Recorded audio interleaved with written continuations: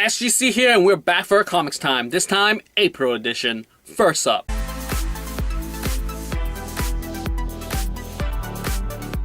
Batman White Knight 7 of 8. Oh my goodness, Joker is back and he's wreaking havoc. Or is he gonna be an actual partner this time around? So definitely Neo Joker is gonna go down with them working together with Batman and Joker and rest of Gotham. So pretty good stuff as always. Can't wait for the last issue to see how it goes down. And definitely looking forward to just this world. Apparently Sean Murphy's creating this new Batman White Knight universe. So definitely wondering what's gonna happen then. Black Cloud number 8, tons of action here. We got this dude on a unicorn, and that sword coming out of like the unicorn's horn was pretty badass. And what's gonna go down, don't know. A lot of action, really dug that. And yeah, like the ending is just like, what's gonna happen now? Like, are we, what's happening? Like, that's bad business.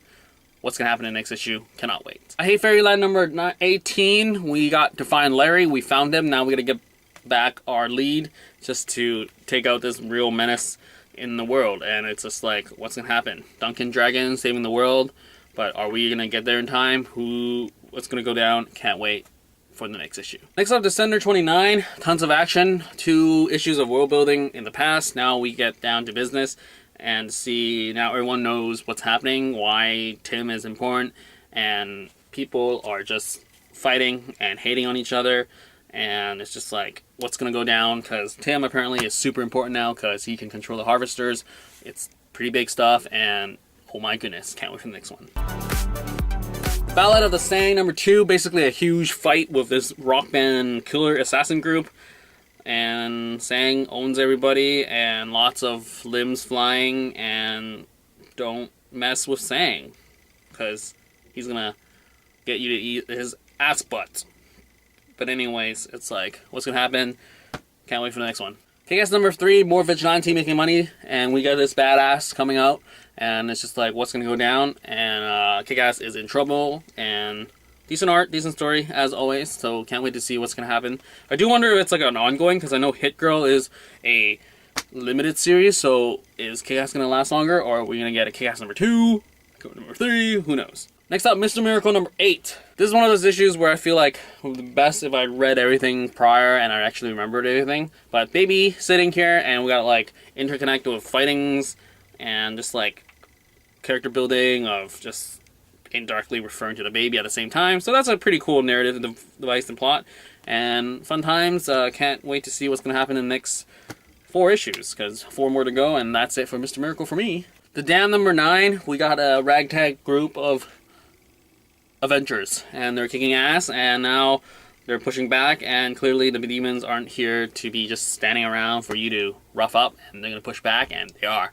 So can't wait to see how they're going to retaliate, though I do wonder if we can get a more of a what's happening in the grand scale scheme of things, because I'm forgetting. So that's my bad, but I hope they get back on the whole grand adventure. So next up, Oblivion Song number 2, more expansion of just what happens to survivors, and they come back just to showcase what they missed out, and just more discussion on him going back and him needing help, and he's gonna figure it out because his brother might be there, but who knows. Definitely solid issue, world building, great stuff. Can't wait for the next issue. So next up, Darth Vader 14 and 15. So 14 ends with Darth Vader being owned in the whole tidal wave thing, and it's a pretty cool just learning more about the Mon Calamar's world, and there's their like extension with the kingship and all that stuff, and the kingdom and what they stand for. And then in 15, we have him coming back and his team just like doubting him and all that stuff. And just, you know, Dave Vader being Darth Vader. Basically, now they're going to go forward and just do escalation. And there's a group of Jedis out there. So I definitely wonder when they're going to clash and have a crazy epic fight. Versus number 3, great art as always. Storyline, I don't know. Just like Drifter, I feel like it's very big in scope. We jump forward. Actually, I don't even know if it's like a jump forward, but we get a council and they talk about Flynn, and then things just happen, and you know, apparently Flynn dies. So I guess that's a jump forward in time.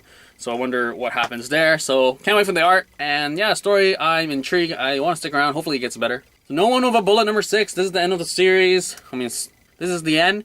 And yeah, definitely wish it was like a 4-issue thing, because just the conclusion of just being like this super random person and just crazy fights. It's interesting and all that, but I just feel like it could have been condensed a lot more. There's a lot more fluff, but I guess that's sort of like real life reflection of how when things like that happen, people would start doubting the actual person, like, oh, it's all their fault, but rather no one believes them type of thing. That sort of trope. Gideon Falls number 2. I love these covers because with the first one I didn't notice, but the second one I noticed that this is actually a face, so that's pretty badass.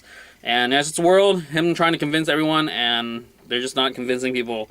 And people are just like, this guy's messed up, but when they start dealing it with themselves, it'll be like, oh man, what's gonna go down? So we have another face cover there. So yeah, definitely wondering what is about in terms of just the scope and just the magnitude of like this disappearance and just what's going down. That's gonna be intense. So can't wait for the next one. Deadly Class 33, and awesome fight sequences and just more character building of just their backdrop, and yeah, like things are gonna go intense, and this is a pretty long arc of them fighting against all these Yakuza people. So can't wait to see how it's gonna end, or if it's gonna end anytime soon. Next up, Robocop Citizen Arrest number 1. Coley art here, Brian Wood, alright. Overall, it's just a world where Robocop is not needed anymore, and that's just way too bad, and that's it for Robocop. But then it seems like this kid found Robocop, and Robocop might be coming back for some action. Who knows? Can't wait to see the rest of this series. Captain America 700, conclusion, great stuff. And Captain America being Captain America, crazy time traveling stuff, and we got a Jack Kirby backstory.